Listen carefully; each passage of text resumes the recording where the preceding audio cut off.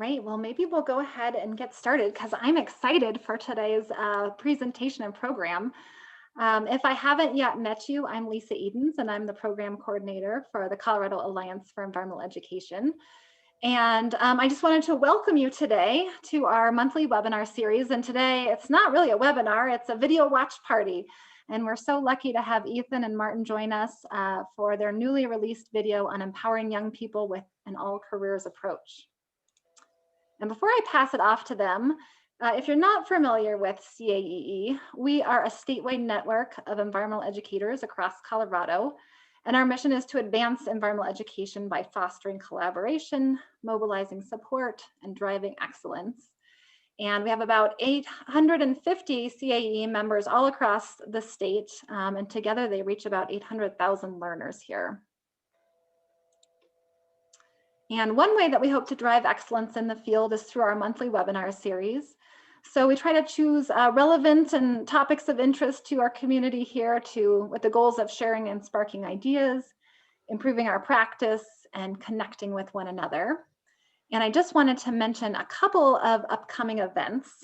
Tomorrow, we have from 1 to 2 our certification office hours. So if you are just curious about Colorado's or becoming a Colorado certified environmental educator, if you're in the process of putting your portfolio together, or if you just kind of like want to learn more about the program, that'll be with Katie Navin, our executive director, from 1 to 2 tomorrow. And you can register online.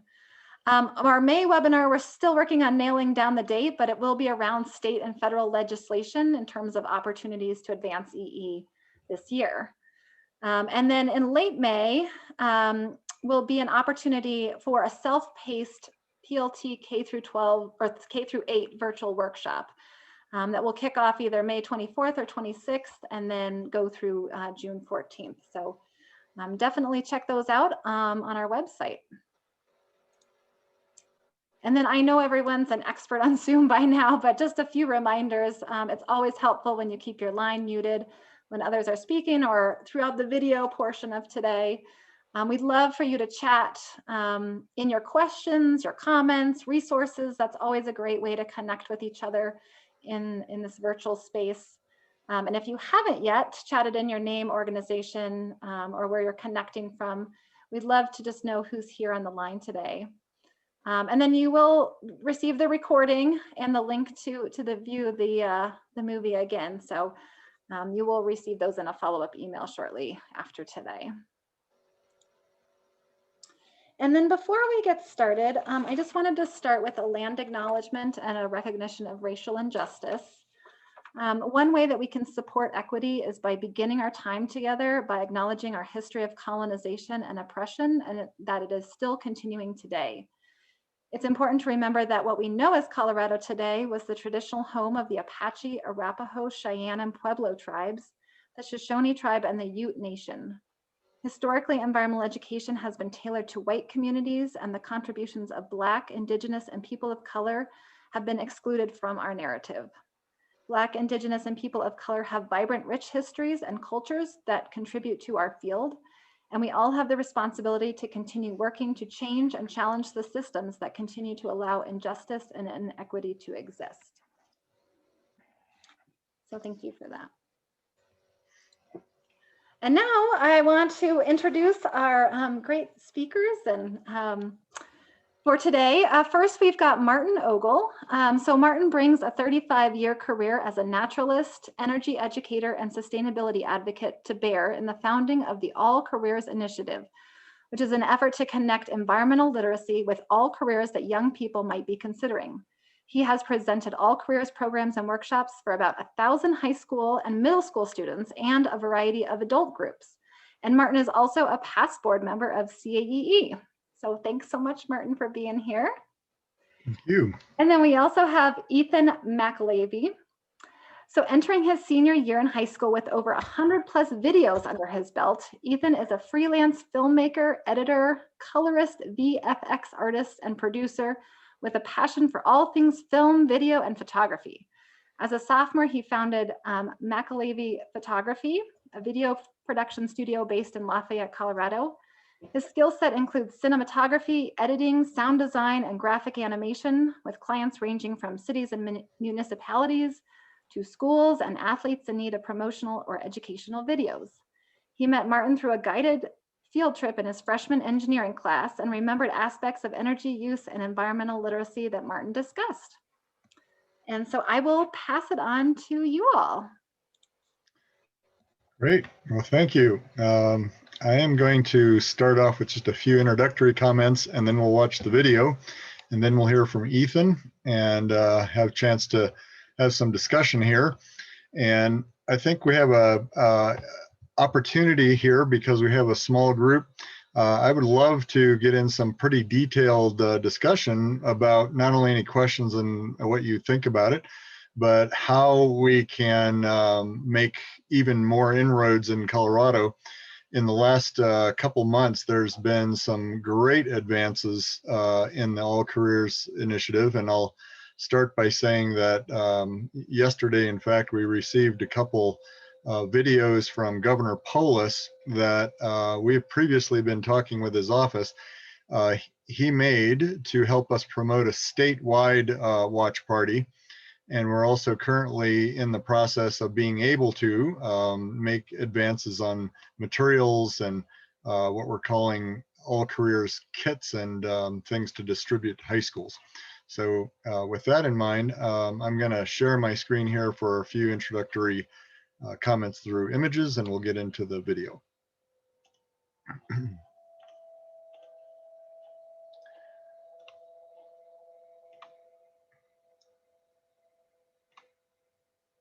Okay. Yeah, so thank you all for taking the time here in the late part of this day. Appreciate it. And want to thank also the Cottonwood Institute, and Ford Church is on the line with us here. Cottonwood has been a great supporter of this over the last couple of years, and just recently has really become the most official home of the All Careers Initiative. They now have a web page devoted to that, and really are starting to use this concept per se in their work. They actually did a fair number of things with that idea before, as you'll see in the video itself. And so if you don't already know them, please Google them and find their website in general and their web page in particular. All these fine folks are those who appeared in the video you're about to watch, so I just want to give a shout out to all of them, and especially to Ethan, of course, for working with me and putting this whole thing together. So as Lisa mentioned, the All Careers approach, a different way to describe it is that it demonstrates to students, especially in high school, that's where we're mostly aiming at right now, that it's possible to use environmental literacy and energy principles and understanding in all careers, not just the usually thought of environmental careers, and then to empower them to take this approach as they enter the work world. And as I've done some, just kind of internal thought exercises in the past, I've thought that if something like this doesn't happen, not this very same all careers approach, but something like this, can we move towards a green economy? And my own rhetorical answer to my question was a long time ago that I don't see how we can move quickly enough, because we're leaving it somewhat to chance. And you'll see that pop up again in the video as well. So the idea is that the green economy has to be made up of everything that we do being green.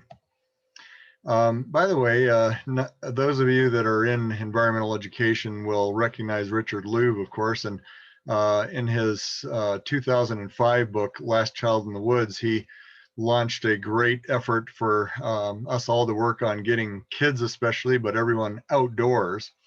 But not too many people know about his 2011 book, in which he actually made this case for the All Careers Initiative.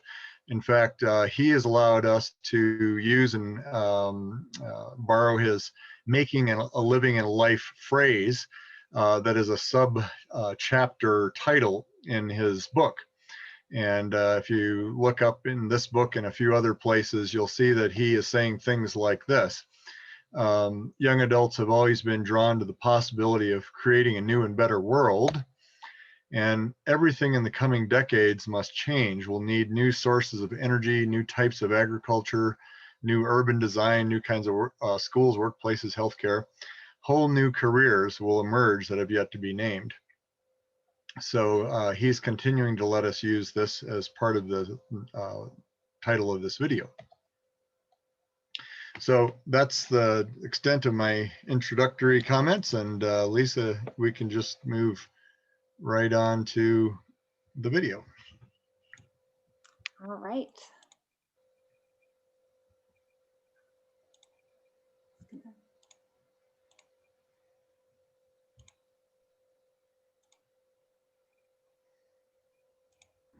When I learned about this idea, I took it on as another filmmaking job. But as I learned more about it, I realized that this applies to everyone, and especially young adults, and that we have to be able to connect our lives and our systems, our human systems, to the environment.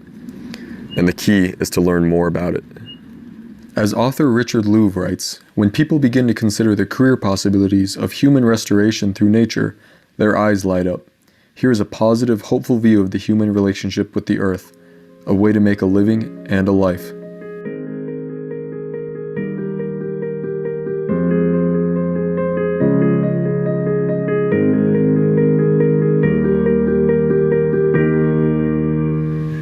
Earth is an amazing planet, and that's because it's the only one we know that's alive, but also because we're a part of that life.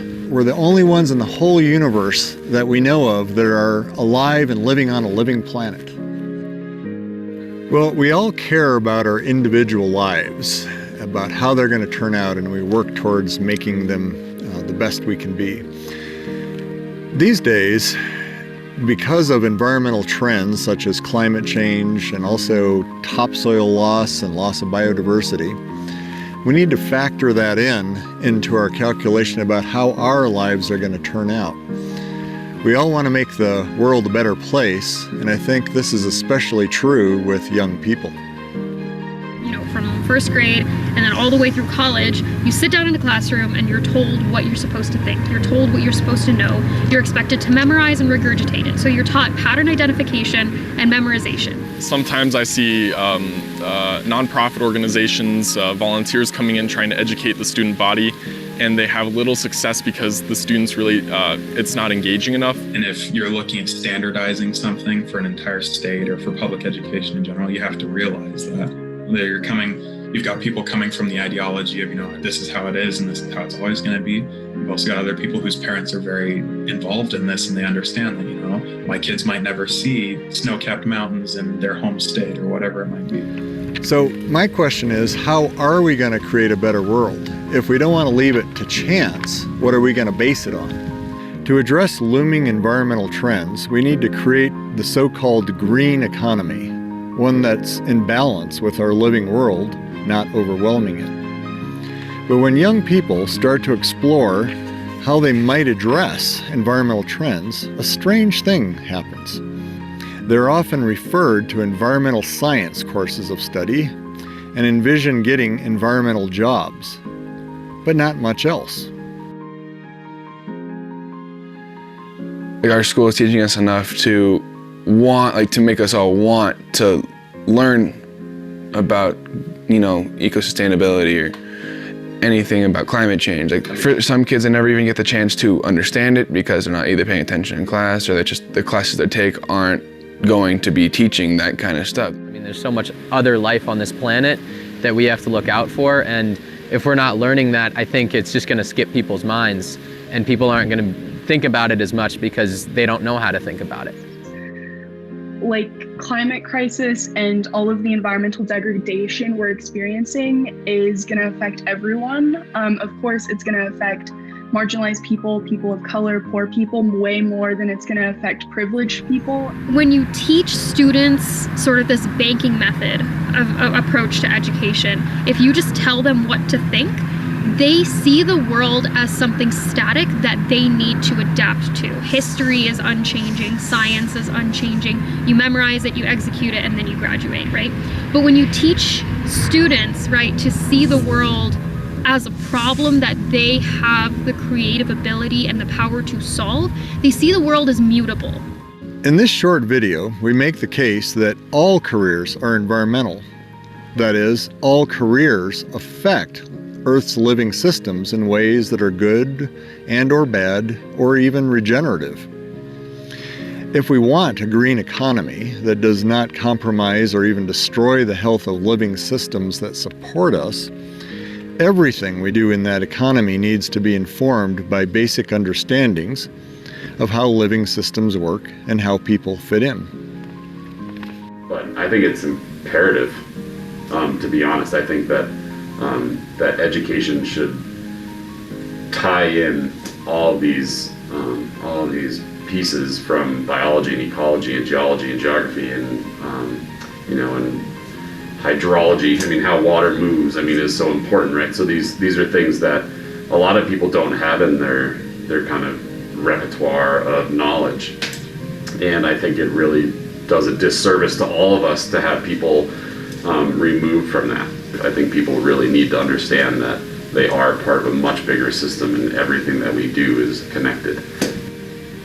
The kids have to be able to touch it. They have to actually get out and see how it relates to their world.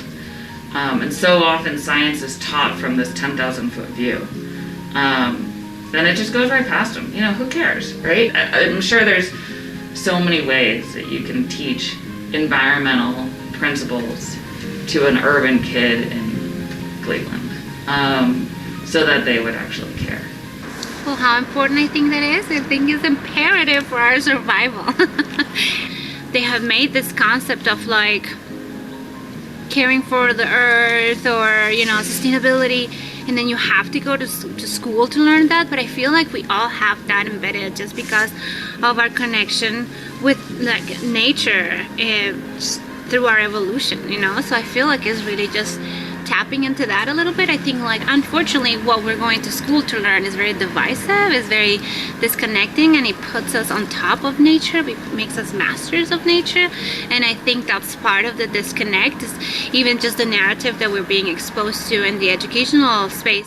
But it starts at the educational system. I don't think households, Ethan, are gonna teach children this. Just as I think there's households that don't teach children basic stuff that they should be teaching them now. There's a chance that the kids are going to get to college and mom and dad or grandma and grandpa or someone who was their guardian didn't teach them anything about a bank account and saving and budgeting, and they have to learn it on their own, or they took a class in college because they were a business major and they learned finance and then it clicked. But when you talk about the basic principles of living, who's going to teach you that as an individual? And in what grade do you start to learn that? So I do think it's really important that we have a basic foundation of living systems. One of the things that we're really seeing is that we can't really pull humanity out of nature and out of the natural cycles. We need to learn how to fit within the cycles of Earth in a balanced, healthy way in order to keep the health of the earth moving forward. And we're in this crisis period right now where I think that the mindset for many centuries was that humans were somehow superior to other life forms or had some kind of right to rule the earth. But we're really seeing now that that's not a very healthy way to think or perspective to have. The fun part about sustainability is that it really is an application of common sense. Oftentimes it's about finding the most efficient ways to do things, and other times it's about giving more than you're taking. That's the whole concept, right? Leave the planet in a better place than when you inherited it. I think that for youth in particular, for students that are coming up through the ranks right now, it's one of my favorite things to do is to engage with kids in 5th grade, 6th grade, 7th grade, on up through high school, where they are learning about themselves, but they're also learning about how they can apply their own passions to everything they're doing in their life. And if you can carry these environmental principles and really these common sense principles about how you should be as a human being, and you apply them to any job, any work you do all through your life. I've had 9 professions, 9 careers in my life, and I'm only 40 years old. So if you take those 9 careers, but in every single one of them have been able to apply some kind of personal passion around sustainability. In an analogous way, we need to nurture a widespread understanding of how Earth systems work and how our human systems, our human lives, fit in and are a part of this. As environmental trends become ever more serious, we need to ensure that young people that are about to embark on their careers receive training and perspectives to create a sustainable economy, a better world altogether. Luckily, healthy, sustainable visions of the future are not only possible, there are people all over the world who are working on examples, small to large, that are already realities. Some communities are living happy, healthy lives in a variety of ways, quite different than for most of us. And still others are thinking hard about how to weave these smaller examples and experiments together as larger systems.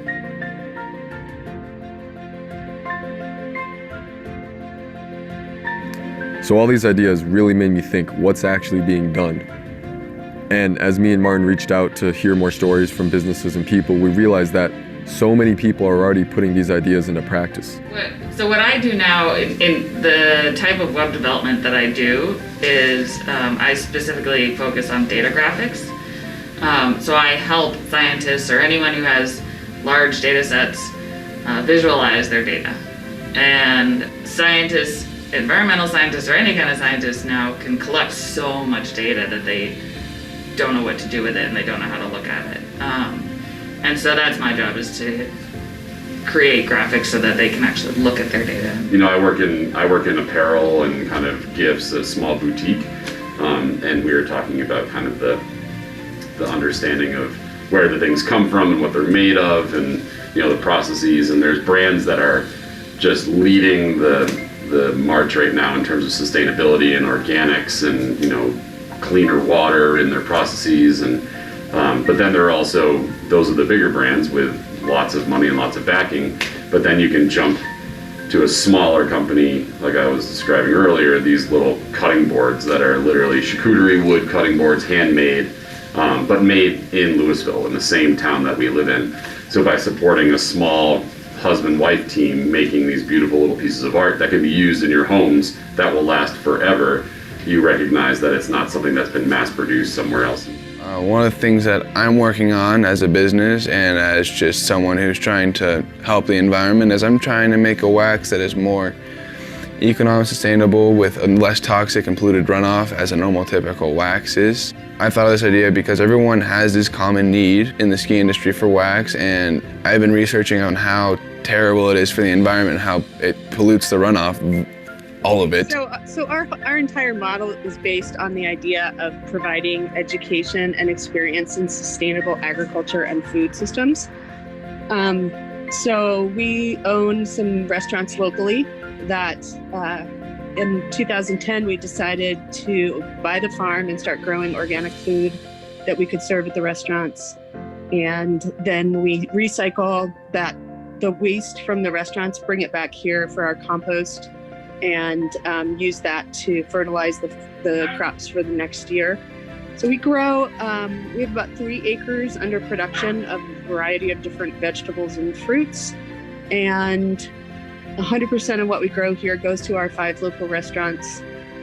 It makes up a pretty small amount of what we actually serve because we have a few really large restaurants. Mm-hmm. But we really try to focus on sort of heirloom varietals and specimen style foods that we can highlight on our menus to raise awareness about that food cycle and about trying to make sustainable local choices when you're going out or when you're dining or cooking or whatever.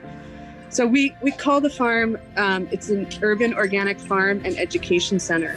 And I work as FLOWS coordinator. And FLOWS stands for the Foundations for Leaders Organizing for Water and Sustainability, and it's a program that is housed in the Environmental Center at CU Boulder. And we partner up with Boulder Housing Partners, which is the local housing authority here in the city of Boulder. And what we do is we provide free water and energy upgrades for residents in low-income housing. But what's unique about Flows is that we go into people's homes with a different lens. So instead of coming in and highlighting the stuff that people are not doing, what we're doing is focusing on the leadership and the practices that people already have, and then building upon those practices, right? So when you go to open the business, we had to plot out what we were going to buy, the equipment that we were going to buy, plot out the colors, plot out what ice cream recipes we wanted to introduce to the local neighborhood. In that process, we had a budget for cups and spoons and napkins. And going down that road, one of the most important things to me from day one was that we were going to be a company that had a very small trash footprint. And that meant investing in compostable cups, spoons, napkins, straws, and also making sure that things were recyclable. So on the customer side of the fence, if you came into our shop, whatever we handed you was always going to be either compostable or recyclable. You were never going to have a piece of trash in your hand. I'm a firm believer that environmental education and sustainable knowledge and kind of that lens of sustainability is applicable to every business and every industry. It is especially applicable in the financial industry because you do have this real potential to drive market change. And it's not just, as I've talked about, with projects, it's also with investments. It's also with making sure that the members that you have, if you look at your thousands and thousands of members, if not more, they have the opportunity to engage with you on creating more sustainable infrastructure in their own life, as well as in community engagement and the social sustainability side. And what we have installed here is an off-grid power system that is really accessible to anybody to build, but we have implemented some unique features to it. We're starting with a solar panel that's already been used for 5 years, and one of the ideas behind that, in coming years, many used solar panels that otherwise function will hit the market. Where to put them to use? It's going to be powering the shack for decades. We also have a battery that's based off of recycled lithium-ion cells.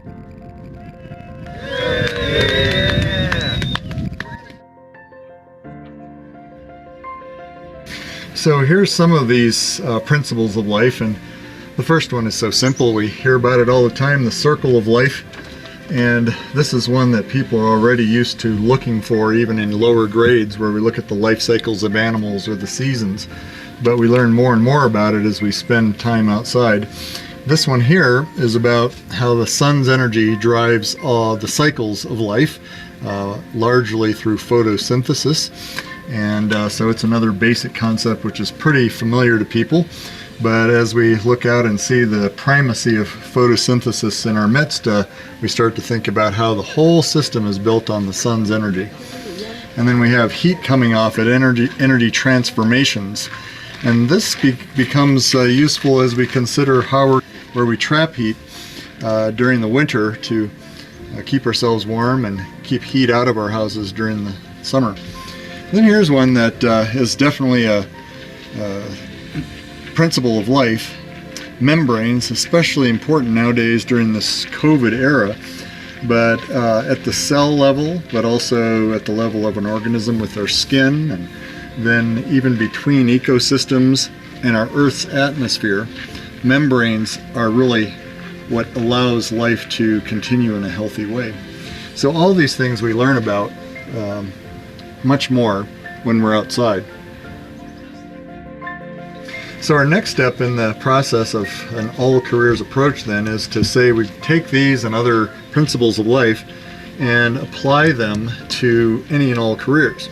And this is a binder that we've started up making, and it highlights a number of businesses from carpet manufacturing to bread baking to the energy sector and transportation sector and then others, and saying that these are all environmental careers. And the way we make them environmental, i.e. green, is to understand how life works and how we fit in. I mean, these are really some cool examples, and I know that my boss is trying to actually implement some different processes into where I work at a chocolate shop to be more sustainable, more green and part of a green economy with like biodegradable cups and different packaging, as well as the factory for our stores now has solar panels and is 100% solar run. Interesante porque nos enseña cómo podemos ser más verdes y esto puede ser parte de nuestra sociedad y comunidad, no solamente en las ciencias, pero por ejemplo aquí tienen la compañía Moxie Bread y cómo pueden tener todo más sostenible en todas partes de la comunidad, no solamente en las ciencias, y siempre mantener la ecología en nuestra mente cuando estamos haciendo diferente. In 2015, noted sustainability advocate David Orr delivered a speech at Claremont McKenna College in California, and it was entitled Hot Careers in a Warming World. He does believe that renewable energy is an indispensable career in a green economy, but advocated that all career paths should be part of addressing climate change. I never think it's really taught on how things can be changed. I think it's heavily taught on what's happening now with global warming, but I don't think it's ever taught about what we can do to change it and all the different things we need to know to really make that switch into an environmentally sustainable economy and society. I love like construction, and in the future I want to be an engineer. But during this, like there was a lesson where we had to build like a little shed, and in this shed we had two options: either make it the easy way, you know, use like listen to instructions and like actually just make the shed like he told us to, or you can go your own way and actually maybe use like saving material, recycling, like things that actually help the environment. So it actually shows the kind of hard way, because you know I wanted to practice these ideas that I learned here in this internship, and like actually using maybe in the future in some real like type things, you know, like in the world that could help like the future. So why not practice it now, you know? When you're trying to learn how to use a medium, you don't really know how it's going to behave, but you observe how it does behave, right? And then you learn that aspect of it, and it's not like you're learning it to regurgitate it on an exam. The things that you learn can be taken into a different context and used to solve that challenge. So in my work, the way that I do this is we observe the way that our body deals with microbes, right? So you have specialized immune cells, they engulf a foreign cell, and then they bombard it with really, really intense reactive chemical species.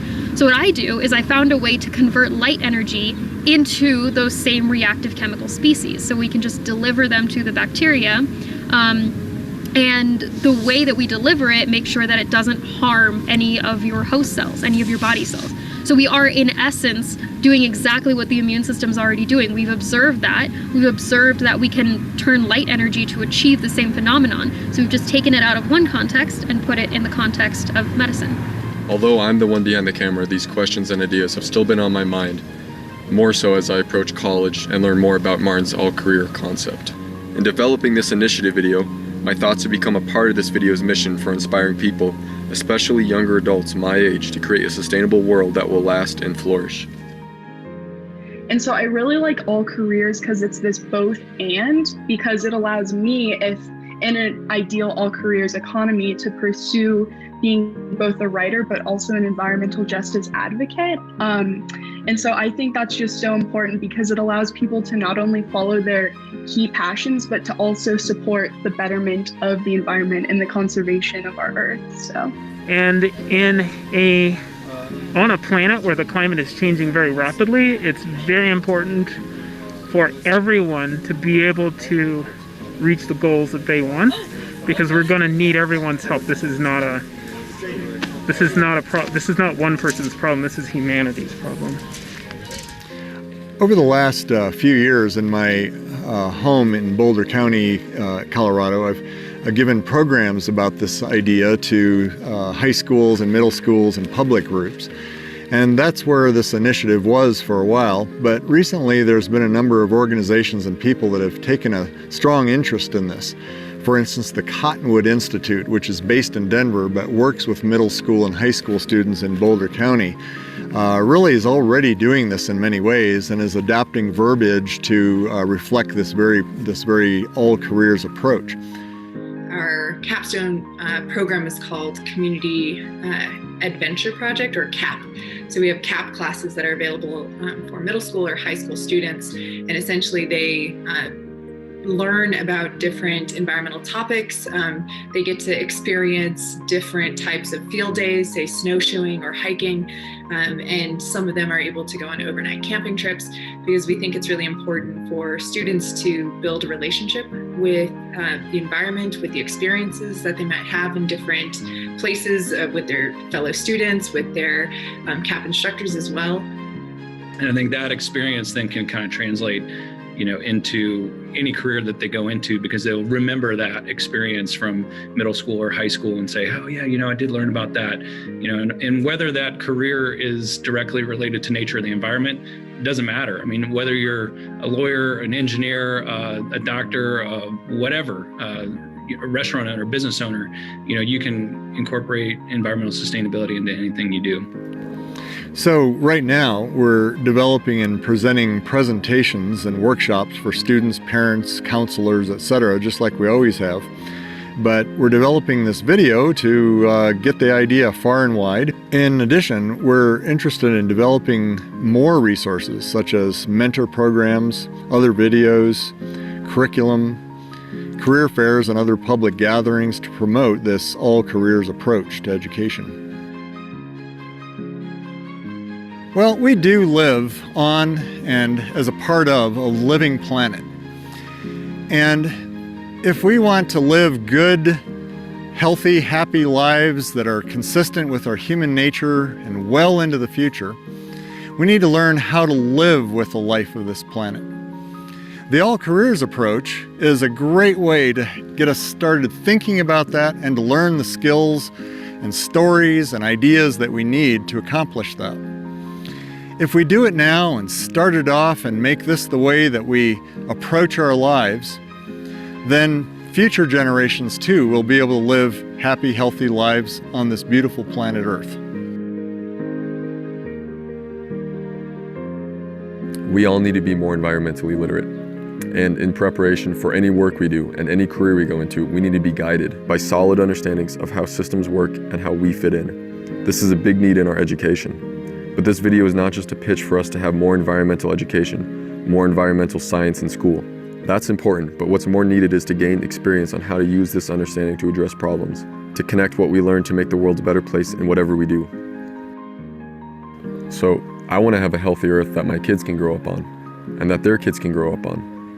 And I think that if we all understand a little bit about the beautiful planet we live on and how we fit into that, we might just be able to have that dream.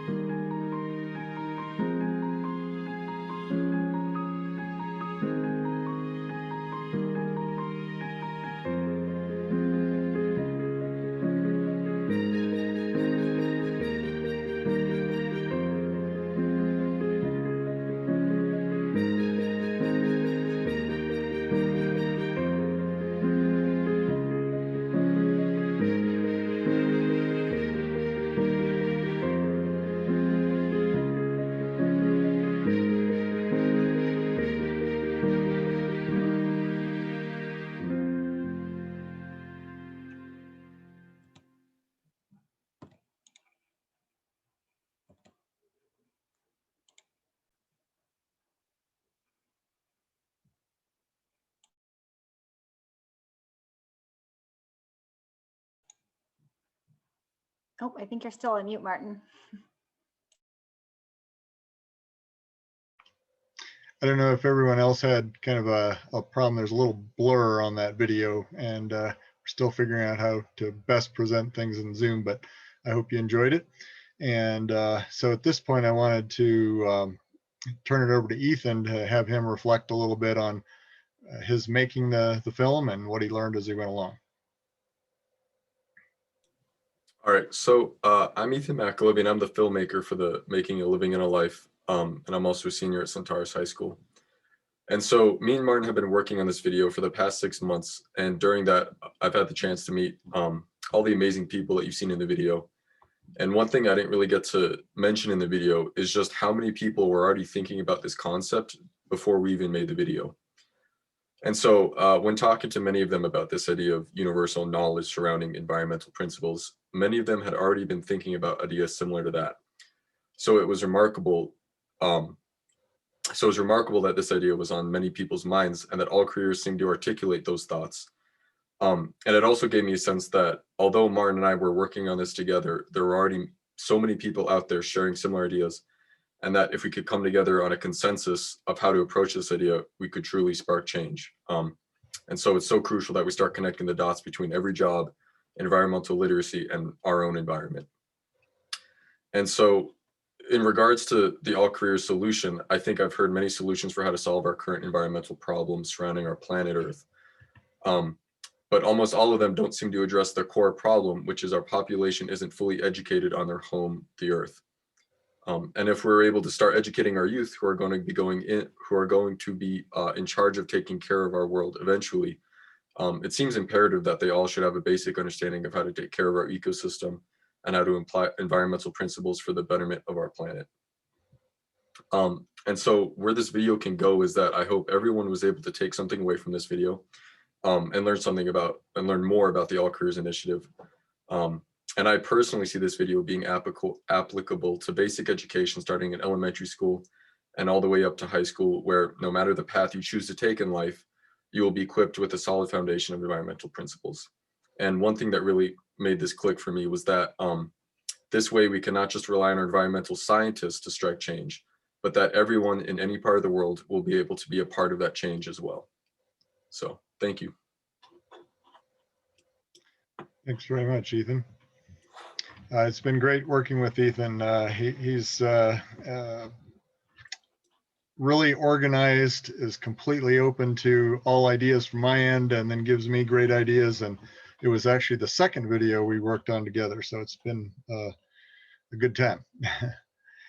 You may have noticed that Miles Hoffman is on this call too, and he was in the talk. And Miles, I was gonna invite you to say a couple words about your perspective on this whole thing, if you're willing and able.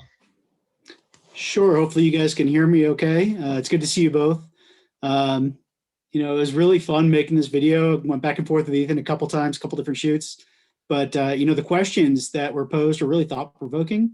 And, you know, I think a number of us who have been in the sustainability field for years have kind of been thinking that it's really more of a lens more than anything. And so, you know, when you bring up this concept of, you know, whatever career you go into, whatever job you go into, if you can just kind of overlay that sustainable thought in everything that you're doing, it just makes common sense to me and to many people that I've worked with over the years. And so, you know, we need more people branching out from just being in the environmental education field and into every other field. You know, we're all kind of working ourselves so that we don't have to have jobs in sustainability, right? That it's just kind of the air we breathe. So, you know, it was nice to be able to talk about that. And then in seeing everybody else that you compiled in there, it was amazing to hear all these different perspectives. And so many people just so aligned in this. So thanks for inviting me to be part of it. And, you know, I'm sharing this video internally with my own credit union and all our employees and, you know, trying to inspire them to go further as well. So it's something that can be shared beyond, you know, students and educators. It's something that should be shared within the companies we work. So thank you very much. And yeah, I enjoyed it very, very much. Great. Thank you, Miles. Well, at this point, we just wanted to open it up for discussion and questions and so forth, and it can go any number of directions based on your interests. I may interject here and there some things having to do with next steps and where we're going with this, but invite any of you all to yeah, jump into the conversation here.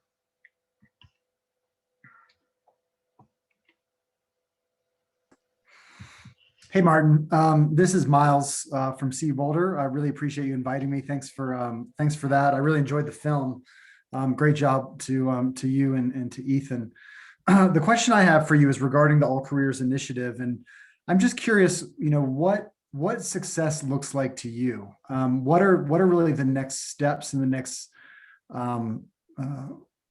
phases of trying to bring this idea, which I think is a fantastic one. I think taking a systems approach and the experiential elements involved, I think are so fantastic. But I'm wondering for you personally and for any others on the call, what do you see as being the most important next steps? And then ultimately, in the midterm or long term, what do you think success looks like? Well, in the short term, I do believe, kind of as Miles Hoffman mentioned, that this is kind of a good lens. Actually, maybe that's my main point. It's a great lens through which we could look at education, and which I don't believe we're looking at it now. So for instance, in those 1,000 students that I've talked to over the past several years, I've always asked, do you get any of the concepts, the case studies like I'm telling you about, like we heard a couple in this film, or even just the general idea that environmental knowledge could and should apply to all careers? And there's only been one student that has answered yes to that question. Obviously, a lot don't answer at all, but there's been many say that no, they don't get anything like this in their education. And if I then follow up with, does this give you ideas? Does it give you hope? Does, that kind of thing? I've never had anyone say no, and mostly enthusiastic yes.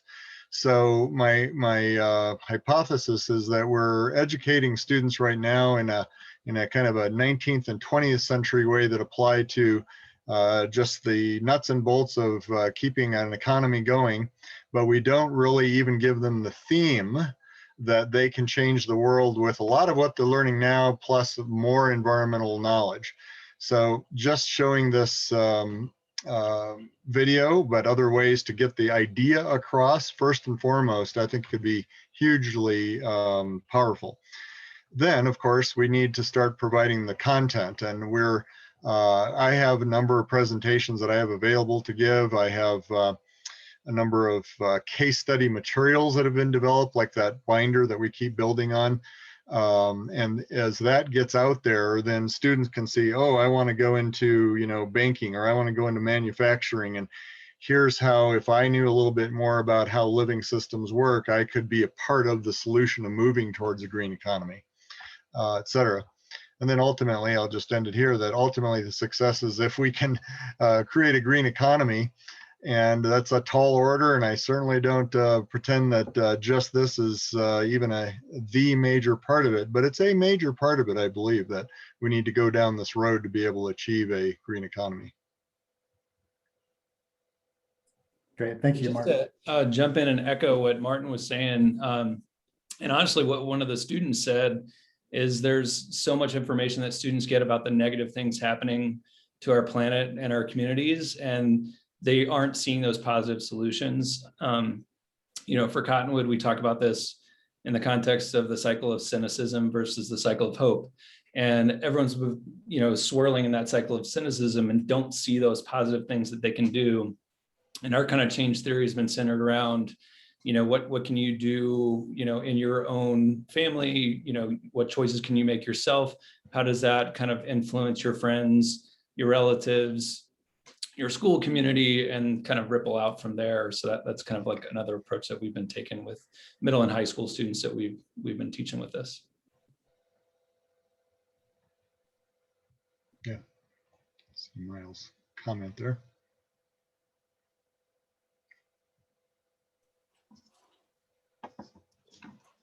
Hey Martin, this is Dave Hill, and I just wanted to sort of reflect a little bit on Miles' question about the next steps, and for me in my relatively small environment as an educator, and you were good enough to spend some time with my students a few months back pre-video.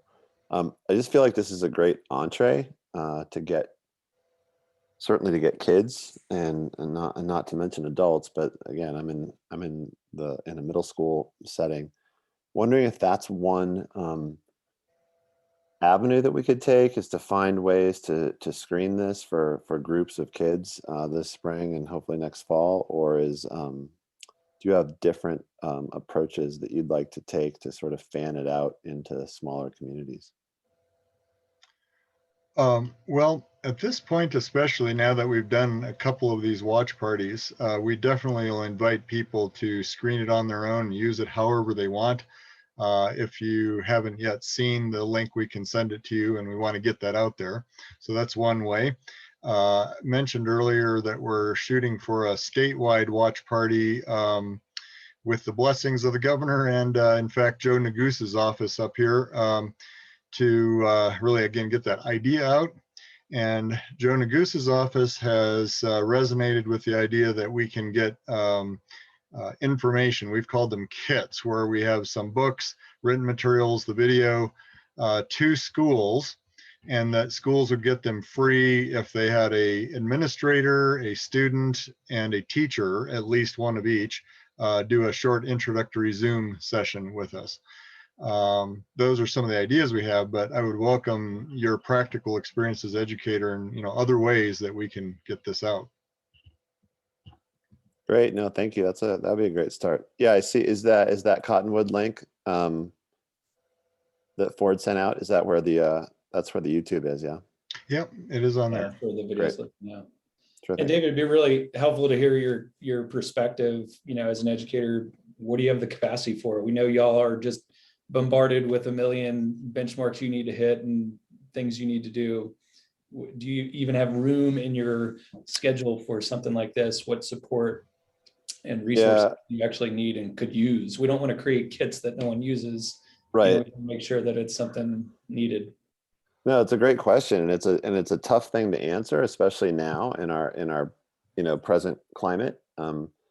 Because to get through this year over the next 8 weeks is going to be tricky enough as it is. But I think there are a few entry points that I can see as possibilities. But it's going to take more than a single teacher. I mean, I'm glad I liked hearing what you just said, Martin. Like, make sure an administrator and a student and a teacher are all involved, at least on the introductory side. But there are a couple opportunities, I think, to introduce it, and then I would want to try to get a few key people. I mean, I've got some ideas in my own school about who might be involved in order to plug it in, in a more robust way, rather than to say my grade level or the students that I'm seeing every day, or but I think there are some opportunities, outside of just like a club where we might hit a dozen kids or something. Yeah. I was also curious, Ethan, from your perspective as a student still, how can this be kind of a youth-driven movement instead of an admin teacher movement or adult movement? How do we kind of build it that way? Well, sure. One thing I was actually thinking of now was that I feel like maybe this is just my perspective from dealing with college and kind of getting ready for the next chapter of my life, but it's kind of, I feel like kids can get pretty overwhelmed quickly with school and with sports and activities, that if they wanted to pursue any sort of environmental club or try to push this idea, they kind of would have to go that extra mile of spending time outside of school and maybe making some extra time that they don't have to be able to do that. But if we were able, like I mentioned before, to actually incorporate this into school, and if you were able to hear it from all your teachers, and I mentioned this in the last showing we did, which is, I feel like it would be super impactful if it wasn't just one class, but if there was, sprinklings from each teacher about, oh, this is how this, whatever we're teaching, how this could be applied to environmental literacy and towards a green economy, then that would probably open up, I feel like, a lot more resources for kids than if they had to go their extra mile to try to find these, if it was just offered to them in school where they already have to be. So I feel like that's where we'd see the biggest spike in kids getting involved with this. By the way, with the student element, we're currently putting together, under the auspices of the young lady that was in the film, Dana Stamo, a student team to help get this out through the state first and then nationally. And it's based on the model of 350.org that started with Bill McKibben, but then he had a student team at the University of Vermont that essentially took the idea viral and turned it into the big organization it is today. So we're looking to do that and have it be effective in some measure. And then David, I thought I might mention one thing that did come out of one of the earlier webinars we did this summer that I thought was a fantastic example of what could happen in any school. They have a career fair at a middle school here in Louisville, and their librarian that runs it was on the call. And she immediately decided to look into, and it was ultimately successful, making this the lens of their career fair. And so it was a virtual career fair this year, but what they did was they had multiple breakout rooms with people in the community that are doing some of this. In fact, 2 or 3 that were on this film. And they chatted with the kids about their environmental knowledge and sensibilities and how that drove them to do what they're doing in their careers. So I thought that was a great way to approach this. Yeah, terrific. I'm happy to hear about that. Yeah.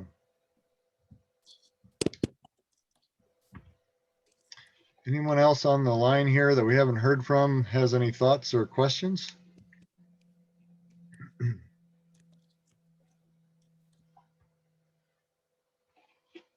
I'm curious about CAEE's kind of approach to some of this, and I know you have some other initiatives. How do you see this not being, as the student said in the video, an either or, but an and both? How do we all kind of converge natural resources? Yeah, actually, Lisa, can you in fact jump right in there? You were about to, and tell people about the Natural Resources Career Initiative and what we've been doing our conversations. Mm-hmm. Yes, well, I'm just have so many ideas that I would love to follow up with you, Martin and Ethan, on. But just to give folks that might not know a lot about CAE, we have been kind of facilitators of a Careers in Natural Resources initiative since 2012 with the Colorado Youth Corps Association. And that initiative was kind of born out of the traditional, Youth Corps member that was coming out of serving their core time, and really those barriers that they were facing in getting into a traditional natural resource or environmental career. So we've worked with over 90 organizations in the last 8 or 9 years on that initiative to really raise awareness about natural resource and environmental careers, reduce those barriers in terms of, I'm passionate about the environment. I know I want to do something in this field, but all I'm getting is a seasonal job, those kinds of barriers, and then access to information.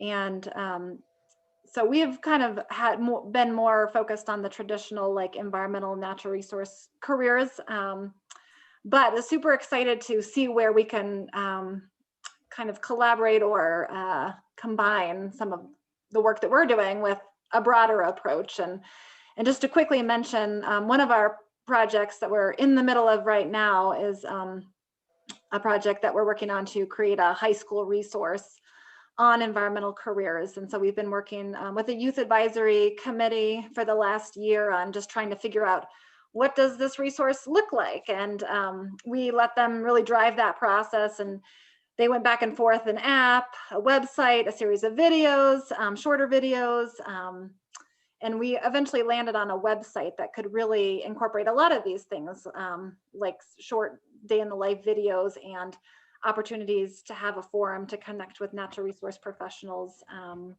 and then just to connect with organizations that might have opportunities to build their pathway. So anything from experiences with an organization, with recreation or stewardship, kind of that entry point, all the way through internships and seasonal jobs and summer camps. And so we're just in the process of building that website now and incorporating some of this information.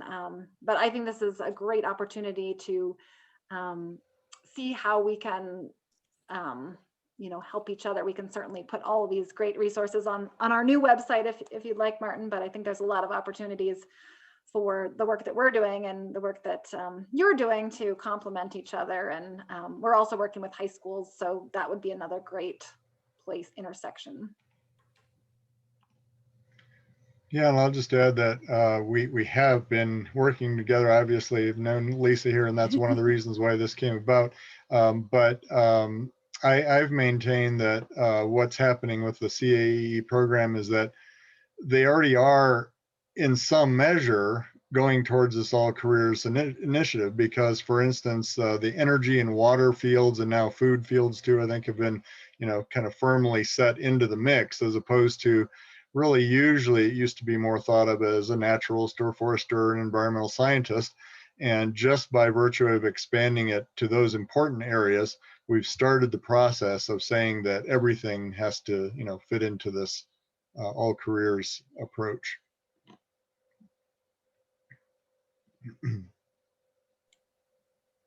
Yeah, I'll just add that the website that we're creating is I would say a constant work in progress. So it's really driven by the youth and so far, but like I think this is just a jumping off point to making it a little bit more broad. Yeah. Well, I don't even recall what the time span that we gave for this was, but obviously we're on a afternoon, evening time where people need to get off, so we can wrap it up here. I was going to see if Ethan, if you had anything else to add, and then I have a couple concluding thoughts. I don't. I think we pretty much talked about everything I've added. Thank you. Okay. Well, I'm toying with whether I go back into, I don't think I'll go back into a formal set of slides, even though I had 3 or 4. I'll just mention that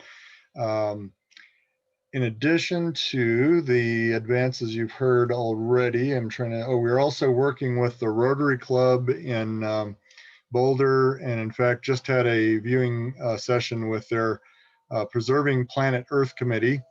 And they liked it so much that they want to show it to the whole Boulder Rotary Club.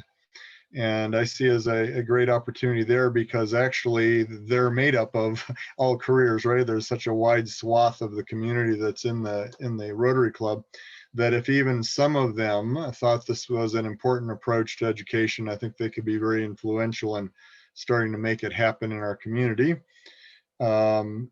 I have also gotten interest recently from the Anthem retirement community, which is in Broomfield.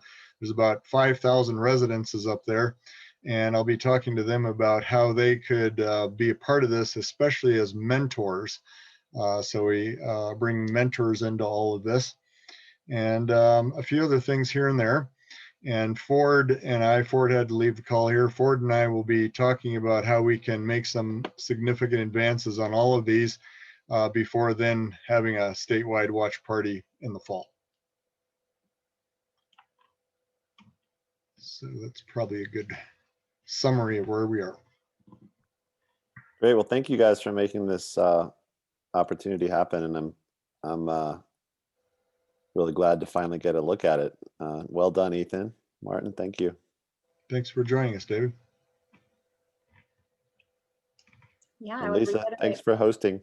Yes, no problem. Well, it's just a beautiful, beautiful video, and that was my second time seeing it, and I thinking of even more thoughts and just connections in my head. So I think the more people watch it and it gets out there, the more new ideas and partnerships and collaborations will happen. So I just wanted to thank Martin and Ethan so much for being our presenters and sharing this beautiful film with us. And we'll follow up with an email with the link to the film and a short evaluation. And we just, hope that you stay connected with CAEE and with Martin and Ethan, and we'll see you again hopefully soon. Thanks, Very guys. good. Bye. Thank you.